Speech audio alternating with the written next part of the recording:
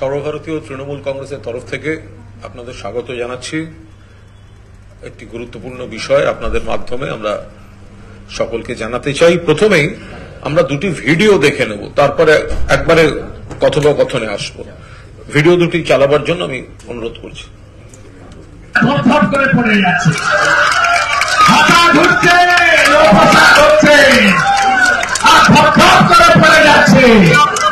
পড়া তো শুরু হয়েছে উপর থেকে, কি পড়া শুরু হয়ে যাবে।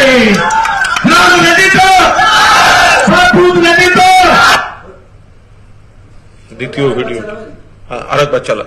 আচ্ছা, আরেকবার চালা। আমরা বলে নিচ্ছি বিষয়টা, যে মাননীয় মুখ্যমন্ত্রী মমতা বন্দ্যোপাধ্যায় আচমকা পড়ে গিয়েছেন, গুরুতর জখম হয়েছেন, রক্তপাত হয়েছে, চিকিৎসা চলছে। সারা বাংলা, সারা দেশ, সারা বিশ্বে যারা গোটা বিষয়টি জানেন তারা প্রার্থনা করছেন তার দ্রুত আরোগ্য। সেইখানে দাঁড়িয়ে কি ধরনের অসভ্যতা হতে পারে আমরা একবার ভিডিও দেখে তারপর আমরা বিষয়টিতে আসবো।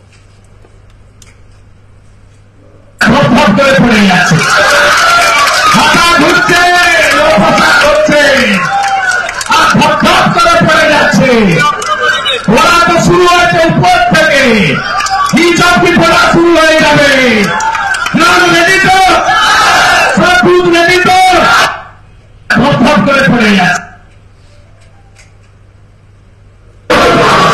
वही मैं कह रहा हूं कि हर किसी को ध्यान रखना चाहिए, और अपने अपने एज का तो सबसे पहले ध्यान रखना चाहिए कि किस एज में आपको मेडिटेशन करना है, किस एज में आपको जिम करना है, वो तो आपको ध्यान रखना पड़ेगा।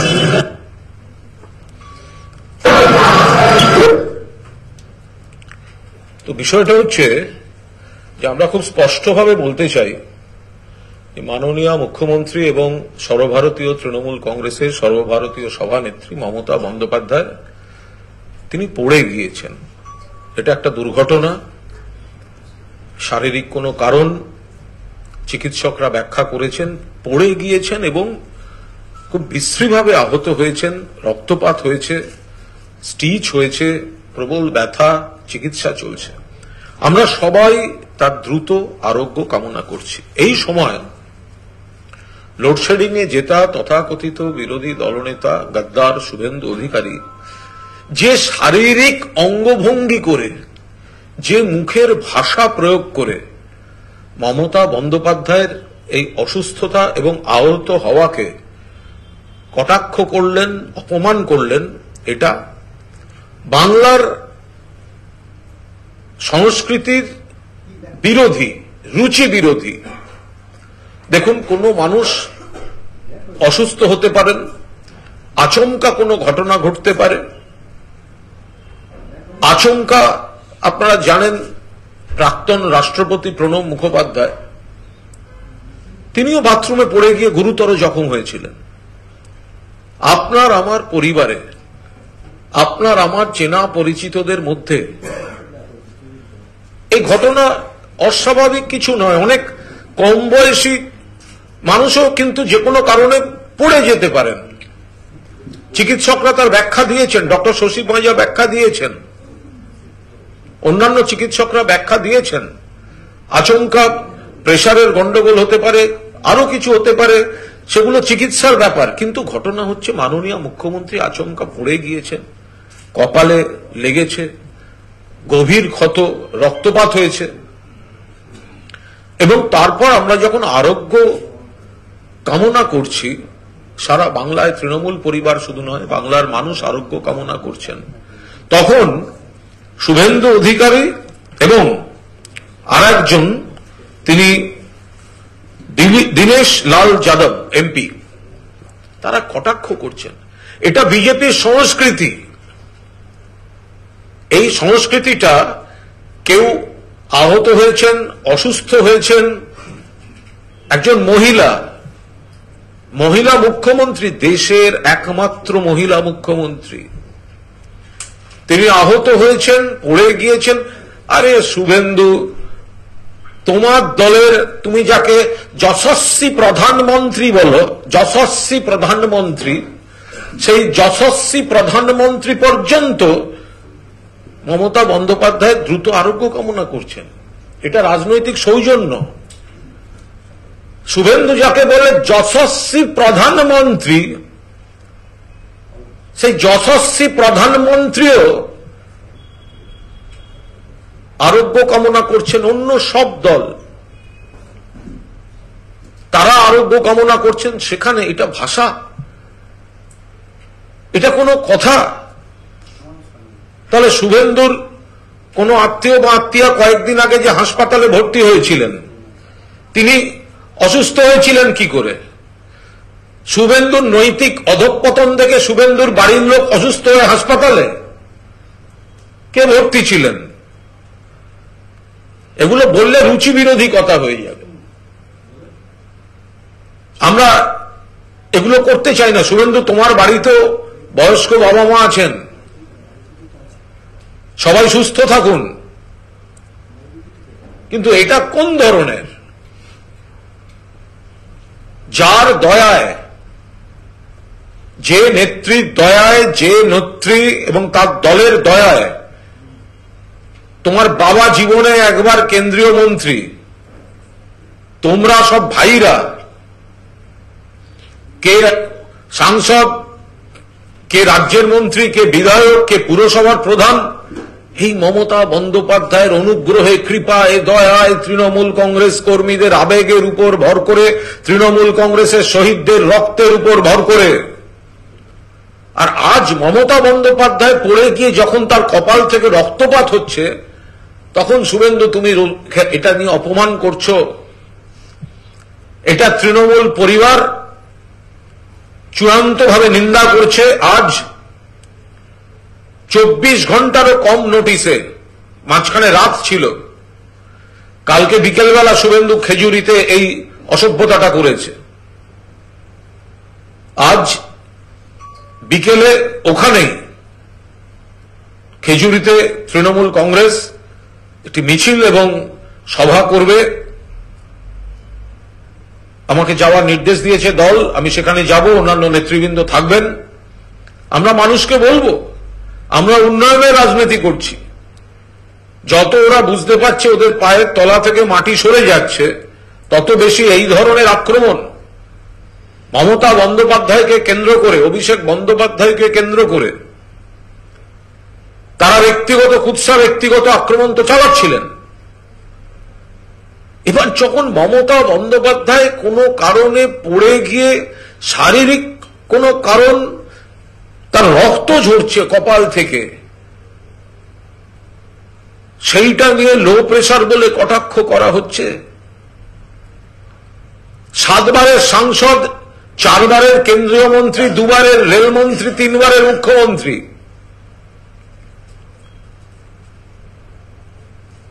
বয়স কারুর থেমে থাকে না, বয়স নিয়ে কটাক্ষ করবেন না। এই বয়সে মমতা বন্দ্যোপাধ্যায়ের মতো সক্রিয়, গতিশীল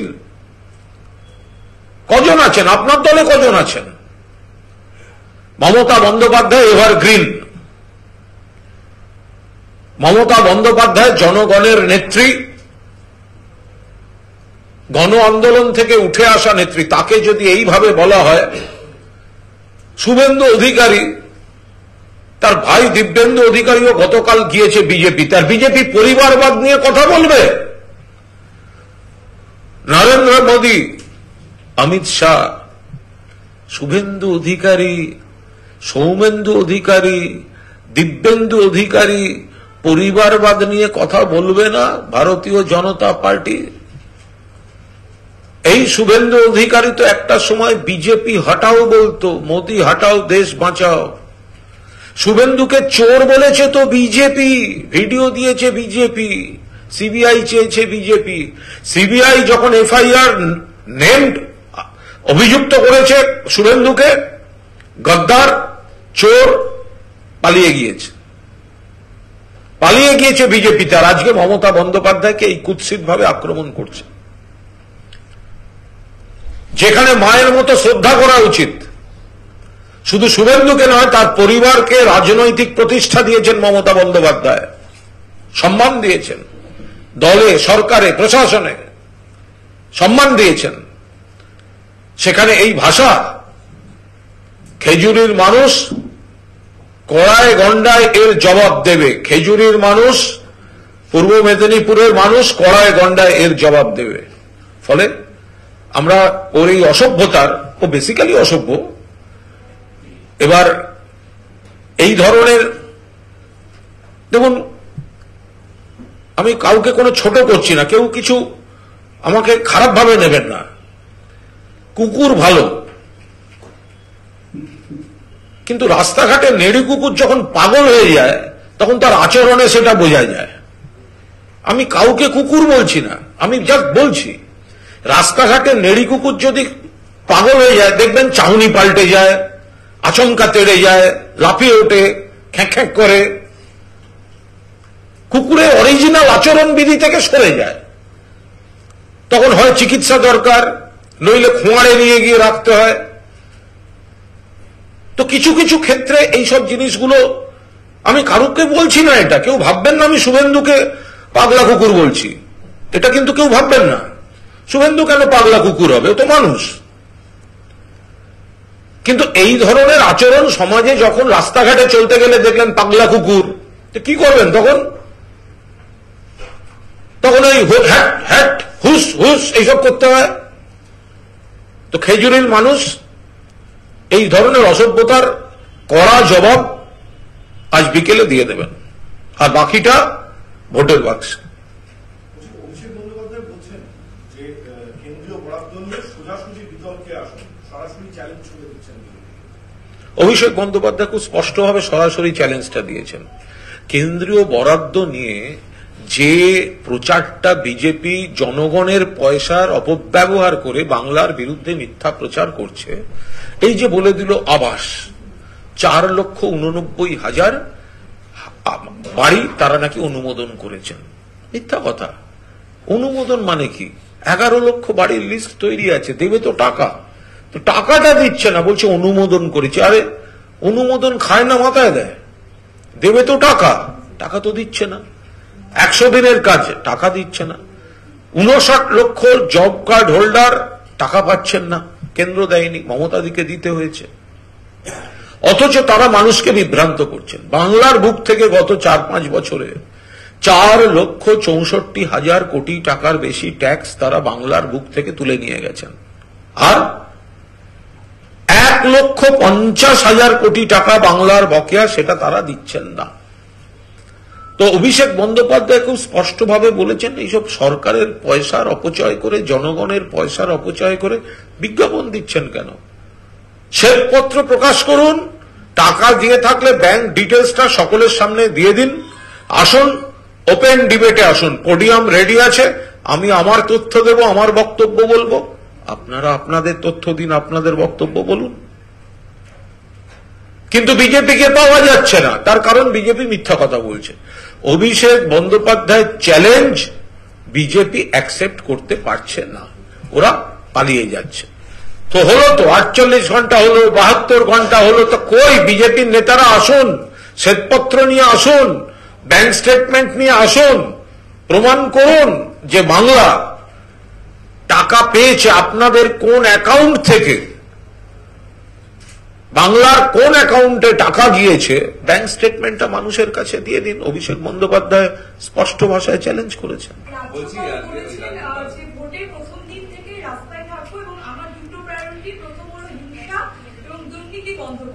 সকাল 6টা থেকে রাস্তা থাকবে, প্রথম দিন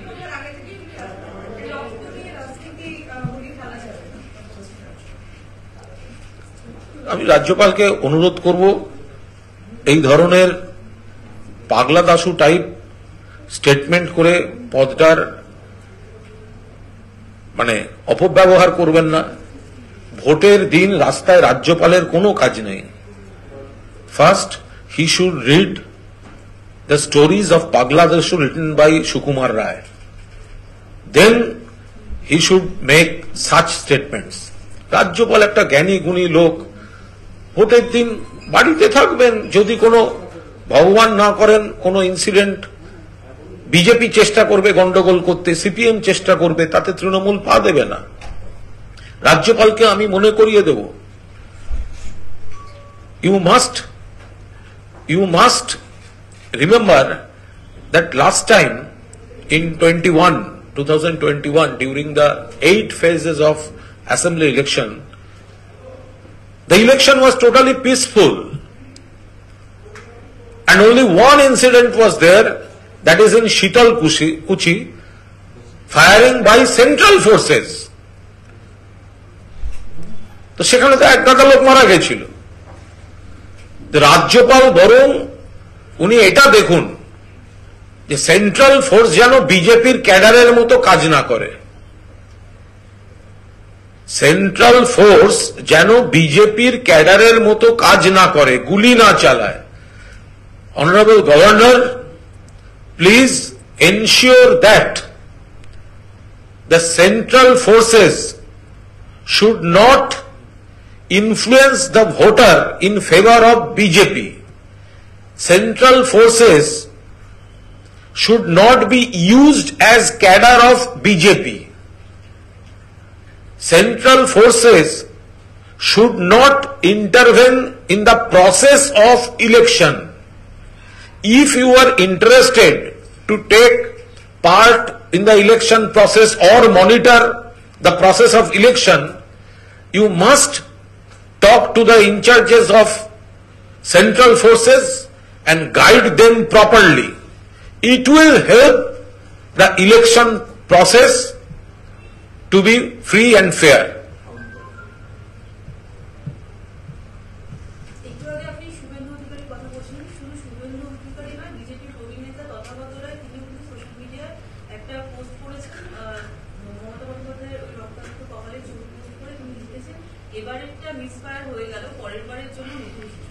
দেখুন, তথাগতরা একটা বুনো টাইপের লোক, একটা ওয়াইল্ড ব্যাপার আছে, এটা বুনো। এখন অভয়ারণ্যে থাকবেন না পূর্ণ জঙ্গলে থাকেন সেটা আমার পক্ষে বলা খুব মুশকিল। ওনাকে ওনার দলই পাত্তা দেয় না, ওনার দলই ধরে না। উনি আপন মনে প্রাসঙ্গিকতায় থাকার জন্য এই কথাগুলো বলে যান, ওর কি উত্তর দেব? উনি কখনো ওনার দলের বিরুদ্ধেই বলেন। তথাগত বাবুর কামিনী কাঞ্চন মনে আছে? বিজেপিতে কামিনী কাঞ্চন, তথাগত রায় বলেছিলেন বিজেপির বিরুদ্ধে কামিনী কাঞ্চন, মহিলার টাকা চলে বিজেপিতে। তো উনি আগে সেগুলোকে ব্যাখ্যা দিন, ভাব সম্প্রসারণ করুন, ভাব সম্প্রসারণ। ফলে এই ধরনের অপসংস্কৃতিমূলক, রুচি বিরুদ্ধ, মহিলাদের অপমান করা। দিলীপ ঘোষ বলেছিলেন রামের বাবার নাম দশরথ, দেবী দুর্গার বাবার ঠিকানা আছে, এটা কে বলেছিলেন? বিজেপি নেতা দিলীপ ঘোষ। তো সেই দলের নেতারা মমতা বন্দ্যোপাধ্যায়কে, যাকে মা দুর্গার প্রতিরূপ বলে বাংলার মহামাটি মানুষের পরিবার, বাংলার মানুষ মনে করে, শ্রমজীবী মানুষ, কৃষিজীবী মানুষ মনে করে, তারা মমতা বন্দ্যোপাধ্যায়কে অশালীন আক্রমণ করবেন। এটা তো তাদের জেনেটিক প্রবলেম, জেনেটিক বৈশিষ্ট্য। যারা দেবী দুর্গাকে আক্রমণ করতে ছাড়েন না, তো তারা মমতা বন্দ্যোপাধ্যায়কে আক্রমণ করবে। মানুষকে এদের চিনে নিতে হবে, এই অসভ্য টাইপ লোকগুলোকে চিনে নিতে হবে। পড়ে গেছেন, মাথায় ক্ষত, রক্ত পড়ছে, দেখুন তাদের ভাষা। বিজেপির তরফ থেকে একদম সবজি করা হচ্ছে, মুছিয়ে ছবি তোলাটা, এইটা কতটা মানবিক? রক্ত মোছানো হয়েছিল, তারপর রক্ত আবার পড়ছে, রক্তটা বন্ধ হয়নি, সেই জন্যই তো স্টিচ করতে হলো। সেই সময়টা ঘরে যারা ছিলেন তারা কেউ ছবি তুলেছেন। ছবি তো আজকাল সবাই, স্বাভাবিক ব্যাপার, যাদের হাতে ক্যামেরা আছে সেই সময় ছবিটা তোলা হয়েছে। তার মধ্যে কোথায় কি অসুবিধা আছে? রক্তটা পড়েছেন, রক্তপাত হয়েছে, রক্ত মোছা হয়েছে, আবার রক্তপাত হচ্ছে। যে কারণে, আচ্ছা রক্তটা একটু রক্ত বেরোলো, মুছে দিতে রক্ত বন্ধ হয়ে গেল, তাহলে তো আর স্টিচ করার দরকার পড়তো না। আরে কন্টিনিউয়াস ব্লিডিং বলেই তো স্টিচ করার দরকারটা পড়েছে। তো এখন এই অদ্ভুত প্রশ্নগুলো কারা তোলে? মানে কি জন্য তুলবে? একটা কোনো কারণ থাকবে তো। এই প্রশ্ন তোলার কতটা রুচি বিরুদ্ধ, তার মাথা থেকে রক্তপাত হচ্ছে, ক্ষতটা গভীর, রক্ত মোছা হয়েছে, আবার রক্ত পড়ছে, সেই কারণেই স্টিচটা করতে হয়েছে। স্টিচটা করার পর ব্যান্ডেজ করে দেওয়া হয়েছে। যে সময়টা স্টিচের ওই ছুঁচ, সুতো, সেলাই ইত্যাদি সব আনতে গেছিল, ব্যান্ডেজ, ছবি তুলেছেন। তো মমতা বন্দ্যোপাধ্যায় জখম, সেটা আমরা মানুষের কাছে গোপন করিনি। আরেকটা হচ্ছে সামনে আজকেই ভোট অ্যানাউন্সমেন্ট হবে, তারপর প্রচার। দলনেত্রী যদি বাড়িতে থাকেন এবং অসুস্থ হয়ে থাকেন, এটা কতটা প্রভাব পড়বে আপনাদের কাছে? দেখুন, মমতা বন্দ্যোপাধ্যায় নিশ্চিতভাবেই একটু সুস্থ হয়ে নিয়ে প্রচারে অংশগ্রহণ করবেন। তৃণমূল কংগ্রেস শিবিরের তিনিই নেত্রী। আবার মমতা বন্দ্যোপাধ্যায় এমনই একজন নেত্রী, বাংলার মানুষ যদি শুধু বার্তা পেয়ে যান ইনি মমতা বন্দ্যোপাধ্যায়ের প্রার্থী, এই সিম্বলটা মমতা বন্দ্যোপাধ্যায়।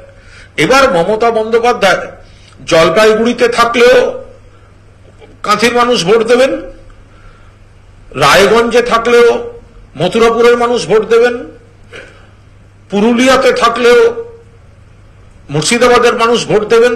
ফলে মমতা বন্দ্যোপাধ্যায় ঠিক কোথায় থাকছেন তার থেকে বড় কথা মমতা বন্দ্যোপাধ্যায়ের প্রার্থী, মমতা বন্দ্যোপাধ্যায়ের দল। তবে মমতা বন্দ্যোপাধ্যায় সুস্থ হওয়ার পর কটা দিনের মধ্যেই তিনি পুরোদস্তুর মানুষের সামনে ভোট প্রচারে দলকে নেতৃত্ব দেবেন। গতকাল বিআরএস নেত্রী কবিতাকে ইডি গ্রেফতার করেছে দিল্লির আবগারি দুর্নীতি মামলায়, কি বলবেন? দেখুন, এদের এই অ্যারেস্টগুলো সবটাই একটা রাজনৈতিক প্লট অনুযায়ী চলছে।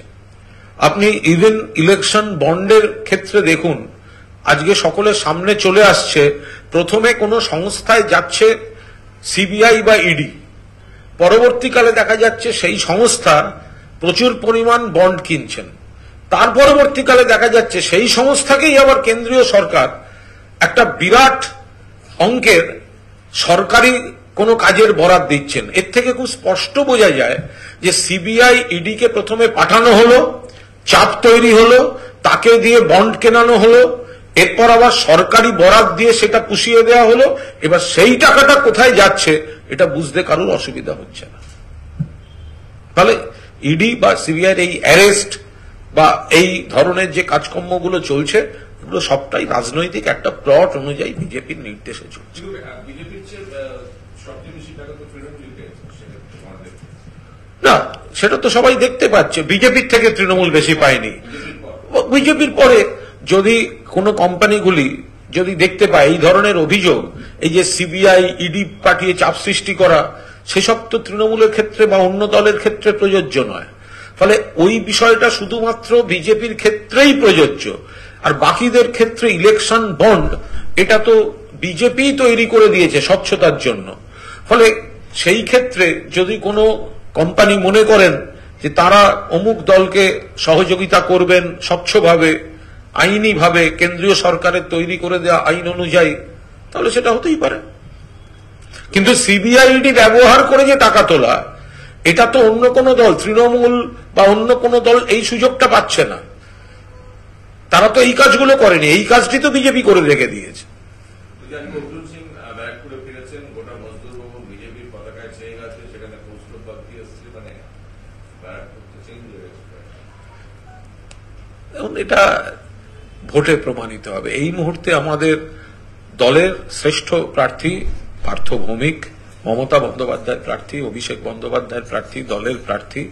কোনো কারণে অর্জুন সিংকে টিকিটটা দেওয়া যায়নি, প্রার্থী করা যায়নি। এটা রাজনীতিতে হতেই পারে, একটি আসনে একাধিক ইচ্ছুক থাকতেই পারেন, কিন্তু সিট তো একটা। ফলে বাকি কেউ হয়তো পাননি বা কিছু কোনো হয়েছে। অধিকাংশ ক্ষেত্রেই সেখানে সকলেই পার্টির প্রার্থী ঘোষণার পর তারা নেমে পড়েছেন দলের কাজে। এখন কারুর যদি মনে হয় না আমি ভোটে লড়বই, দরকার হলে আমি অন্য দলের হয়ে লড়ব, সেটা সম্পূর্ণ তার। এবার মানুষ এই দলবদল, ঘন ঘন দলবদল, টিকিটের জন্য দলবদলটা গ্রহণ করবেন কি করবেন না, মানুষ নিশ্চয়ই বিচার করবেন, কিন্তু বিপুল ভোটে পার্থ ভৌমিক জিতবেন। শাহজাহানের ভাইকে আজকে টাকা দিয়ে রেখেছে এবং আরো অন্যান্য তদন্তের পার্ট, তদন্ত চলছে। আদালতের নির্দেশে যারা তদন্তের দায়িত্ব পেয়েছেন তারা কাকে ডাকবেন, তদন্তের স্বার্থে কি করবেন, এই মুহূর্তে দলের তরফে এই ব্যাপারে বলার কোনো অবকাশ নেই। এটা তদন্তের প্রক্রিয়া তদন্তের মতো চলবে। যদি আমরা নির্দিষ্টভাবে দেখতে পাই যখন যে এটা একটা রাজনৈতিক কোনো দিকে নিয়ে যাওয়ার চেষ্টা হচ্ছে বা রাজনৈতিক প্রভাবে কিছু ঘটছে, তখন নিশ্চয়ই আমরা আমাদের বক্তব্য, রাজনৈতিক বক্তব্য আমরা রাখবো। কিন্তু বিজেপি ভেবে নেই। আপনি ওখানে মহিলা আইনজীবীরা গিয়ে ওখানে বয়ান সংগ্রহ করছে, শাহজাহানকে অত্যাচার করেছে, সন্দেশকারীকে গিয়ে ওখানকার যে মার্কেট কমপ্লেক্স ছিল সেখানে বিজেপির পতাকা লাগিয়ে দেওয়া হয়েছে। দেখুন, ওরা ইস্যুটাকে জিয়ে রাখতে চাইছে। সন্দেশখালীতে যদি কোথাও কোনো সমস্যা থাকে, কোনো অপরাধ থাকে, সরকার ব্যবস্থা নিয়েছে, পুলিশ ব্যবস্থা নিয়েছে, গ্রেফতার হয়েছে, দল ব্যবস্থা নিয়েছে, জমি ফেরতের ব্যবস্থা নিয়েছে, যারা 164 দিতে চান তাদের ব্যবস্থা হয়েছে। ফলে ওই জায়গায় ন্যায় বিচার প্রতিষ্ঠিত, এলাকা শান্ত, মানুষ তৃণমূল কংগ্রেসের সঙ্গে আছেন। যদি কোথাও কোনো বিচ্ছিন্ন ভুল ত্রুটি থাকে সেগুলি সংশোধন করা হয়েছে। ফলে বিরোধীরা ইস্যুটিকে বিভ্রান্তি ছড়াবার জন্য একটু বাঁচিয়ে রাখতে চায়, তারা মরিয়া হয়ে সেই ধরনের চেষ্টা করছে, কিন্তু তাতে মানুষ সাড়া দেবেন না। লাস্ট হচ্ছে 3টের সময় আজকে ভোটের নির্ঘণ্ট প্রকাশ হবে, 7 থেকে 9 পথ হতে পারে। এত আমরা আবার বলছি আমাদের স্ট্যান্ড বাংলায় এক দফার ভোট হোক, সিঙ্গল ফেজ ভোট। কারণ বাংলা শান্ত গণতান্ত্রিক পরিবেশ রয়েছে, এখানে অকারণে বাড়তি ফেজের দরকার নেই। বাড়তি ফেজ মানে দীর্ঘদিন ধরে চলবে। স্কুল কলেজগুলো কেন্দ্রীয় বাহিনীর দখলে থাকে, এতদিন ধরে স্কুল কলেজগুলো বন্ধ থাকবে, নানা ধরনের সমস্যা আছে।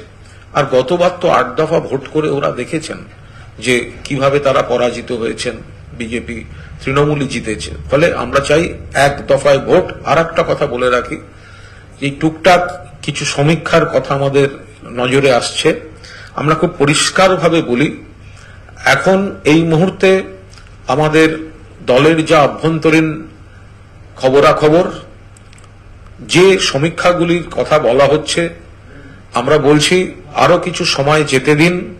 আমরা নিশ্চিত এই সমীক্ষাগুলি আর যত দফাতেই ভোট হোক, আলটিমেটলি তৃণমূল কংগ্রেস 30 থেকে 35টি আসন পেতে চলেছে লোকসভায়।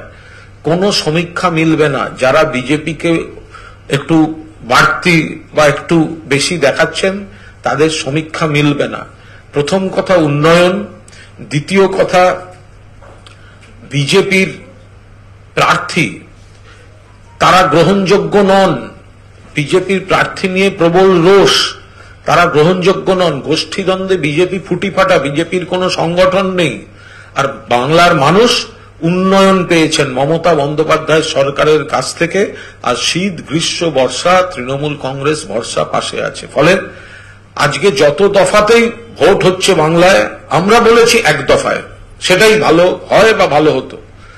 যত দফাতেই ভোট হোক আর যে যা সমীক্ষা করুন, 30 থেকে 35 আসন তৃণমূল কংগ্রেস বাংলার বুকে 42টি আসনের মধ্যে পেতে চলেছে। আমরা 42-এ 42 টার্গেট করে এগোচ্ছি, কিন্তু 30 থেকে 35 আমরা নিশ্চিতভাবে পাচ্ছি। আর কতটা এগোনো যায়, কংগ্রেস এবং সিপিএম শূন্য পাবে, শূন্য, তারা কোনো আসন পাবে না। এবং বিজেপি তাদের 2টি, 3টি, 4টি সিটের মধ্যে কিভাবে সীমাবদ্ধ রাখা যায় সেটা আপনারা ভোটের দিন দেখতে পাবেন। ওইভাবে বলা মুশকিল। আমরা পরিষ্কার বলছি যে কোনো এইগুলোর সঙ্গে আমাদের অভিজ্ঞতা মিলছে না, এই সমীক্ষাগুলির সঙ্গে আমাদের অভিজ্ঞতা মিলছে না। অন্তত 30 থেকে 35 তৃণমূল কংগ্রেস পাবে, বাম এবং কংগ্রেস শূন্য পাবে। বিজেপির আসন বাকিগুলি থেকে কতটা কমানো যায় সে লড়াই তৃণমূল দিতে শুরু করেছে, 42-এ 42 টার্গেট করে। না, এটা আমাদের অভ্যন্তরীণ বিভিন্ন জেলা থেকে যে মূল্যায়নগুলি আসছে তার উপর দাঁড়িয়ে আমাদের আমরা তো এখনো পুরো সবার ক্যান্ডিডেট লিস্ট পাইনি, তৃণমূল ক্যান্ডিডেটরা নেমে গিয়েছেন, তাদের সাড়া সেই সব দেখে আমাদের এলাকার যে সমস্ত বুথ কমিটিগুলি আছে বা ইত্যাদি ইত্যাদি সবাই মিলে যেটা করছে, 30 থেকে 35 আমরা পাবো। কোনো সমীক্ষা মিলবে না। সিপিএম এবং কংগ্রেস শূন্য, অধীর রঞ্জন চৌধুরী জিতবেন না। এবার বাকি রইল যে আসনগুলি, সেখানে বিজেপিকে কত কম জায়গায়, কত পরিসর তাদের ছোট করে দেয়া যায়, সেই লড়াইটা ভোটের প্রচার যত এগোবে তত তৃণমূলের দিক থেকে সেই লড়াইটা চলবে। মানে দলের অভ্যন্তরীণ মূল্যায়ন সব দিক থেকে প্রার্থীরাও কিছু জানাচ্ছেন, এলাকা থেকে কিছু আসছে, কমিটিগুলো কিছু জানাচ্ছে, তাতে এই সমীক্ষাগুলির সঙ্গে তার কোনো বাস্তবে সেগুলো মিলছে না বা মিলবেও না। এক দফায় ভোট না হয়ে যদি 7-8 দফায় হয় তাহলে আপনি যে প্রেডিকশন করছেন তাতে কোনো প্রভাব পড়বে না? কোনো প্রভাব পড়বে না। আমরা তো 8 দফায় ভোট দেখেছি বিধানসভার সময়। 8 দফায় ভোট কি হয়েছে? যত বেশি ভোট হয়েছে, যত দফায় এগিয়েছে, তত বেশি বিজেপি হেরেছে। তো সুতরাং আমরা চাই 1 দফাতেই ভোট হোক, কিন্তু ওরা যদি জোর করে যেটাই দেবে সেটাতেই ওরা হারবে। ভোট হবে, ওরা হারবে। এবার কোন তারিখে হবে, কতগুলো তারিখে হবে, সেগুলো ওদের ব্যাপার। ভোট হবে এটা ঠিক, বিজেপি হারবে এটা ঠিক। ভোট হবে এটা ঠিক, 30 থেকে 35 তৃণমূল জিতবে এটা ঠিক। এবার ক দফায় ওরা হারতে চায় সেটা তো ওদের ব্যাপার, ওরা ক দফায় হারতে চায়। 944 কেন? রাষ্ট্রসংঘের বাহিনী আনুক না, সেন্ট্রাল ফোর্স গুলো যত আসবে তাদেরকে আমরা বিভিন্ন জায়গায় বোঝাবো। আপনি দেশের বাড়িতে গিয়ে দেখুন আপনার মেয়ে কন্যাশ্রী পাচ্ছে কিনা, আপনার বাড়িতে লক্ষ্মীর ভান্ডার আছে কিনা, আপনার বাড়িতে স্বাস্থ্যসাথী আছে কিনা। সেন্ট্রাল ফোর্সরা তো আগের বারও মুগ্ধ হয়ে গেছে, এই যে বিভিন্ন জায়গায় আছে তারা তো বাংলার উন্নয়ন দেখে মুগ্ধ হয়ে গেছে। তো ফলে সেন্ট্রাল ফোর্স যত বেশি ওরা পাঠাবে তত বেশি আরো বেশি করে বিভিন্ন রাজ্যের মানুষ এসে দেখবেন এখানে কত ভালো করে কাজ হয়। ওরা কত ফোর্স পাঠাবে, কি পাঠাবে, এটা বড় কথা নয়। আমাদের সঙ্গে জনগণের শক্তিটা আছে, জনগণের আশীর্বাদটা আছে।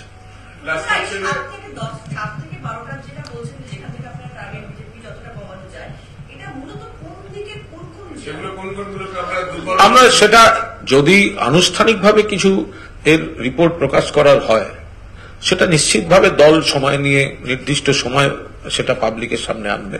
কিন্তু আমি বলছি আমাদের আভ্যন্তরীণ যে মূল্যায়নগুলি আসছে, প্রার্থীরা জেলায় জেলায় নেমে পড়েছেন, বিভিন্ন জেলা কমিটি, বিভিন্ন যে আমাদের শাখা কমিটিগুলি রয়েছে, তার থেকে একটা স্পষ্ট ধারণা হচ্ছে যে 30 থেকে 35 সমীক্ষাগুলি মিলবে না, 30 থেকে 35 আমরা পাবই, ইফ নট মোর।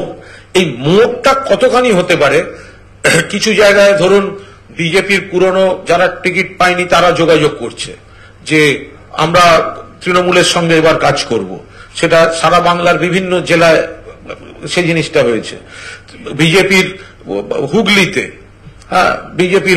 বিজেপির ব্যারাকপুরে, এরকম বা উত্তরের একাধিক জায়গায় যারা পুরনো বিজেপি আছেন তারা বলছে আমরা চাই না এই বিজেপির এই প্রার্থী জিতুক।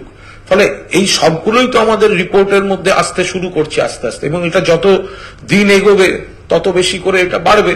তার সঙ্গে নরেন্দ্র মোদী, অমিত শাহ যত বেশিবার বাংলায় আসবেন তত আমাদের সুবিধা।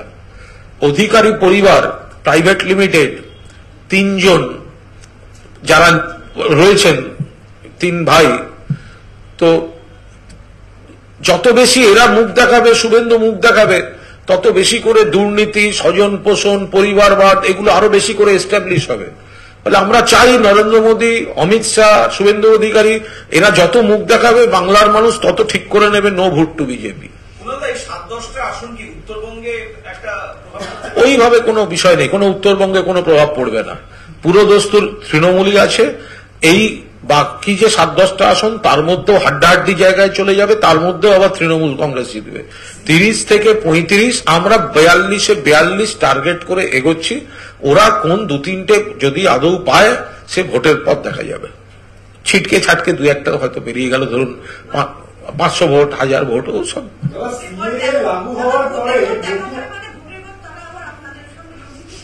কে আরে যে 2-3 জন থাকে বিজেপিতে ভোট দিয়ে করবেটা কি? যে জিতবে সে কি বিজেপিতে থাকবে আলটিমেটলি? সিপিএম কে ভোট দিয়ে কি লাভ যারা কেন্দ্র সরকারে যায় না? সিপিএম কে মানুষ ভোট দেবে কেন? কেন্দ্র সরকারে যাবে না, প্রধানমন্ত্রী হতে বললে পালিয়ে যাবে। 1996, 2004 কেন্দ্রীয় সরকারে যেতে বললে যাবে না। তাহলে লোকসভা নির্বাচনে সিপিএম কে ভোটটা দেবে কেন? লোকে কেউ ভোট নষ্ট করবে না, তৃণমূলকে ভোট দেবে। কারণ হয় সরকার গঠন করবে, সরকারকে নেতৃত্ব দেবে, অথবা সরকারের প্রাণভোমরা নিয়ন্ত্রক হবে, অথবা সরকারের নীতি ঠিক করবে এবং বাংলার অধিকারটা অর্জন করে আনবে। এই কারণে তৃণমূল, বিজেপিকে নয় কেন? বিজেপি তো সরকার বিজেপি বাংলাকে দেখবে না তাই।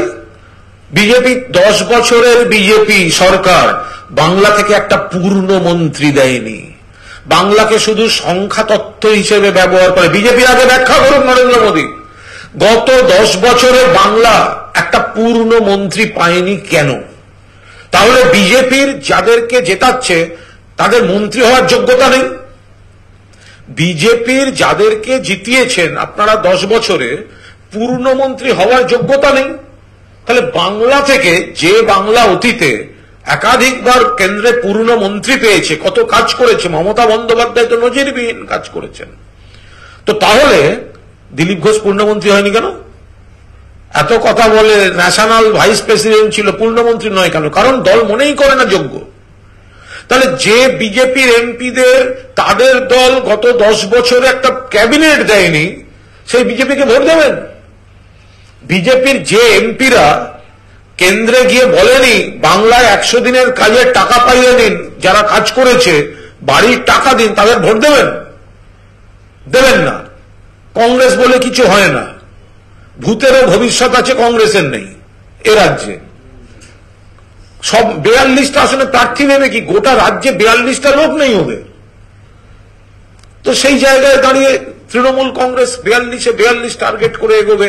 আমরা কনফিডেন্ট 30 থেকে 35 আমরা জিতছি, 42 টার্গেট করে এগোবো। দেখা যাক আমরা কতটা এগোতে পারি। অঘটন ঘটাবে এবার বাংলার মানুষ, এবার অঘটন ঘটাবে। এরকম হতে পারে তৃণমূল 37-38 ক্রস করবে, মিলিয়ে নেবেন সেটা।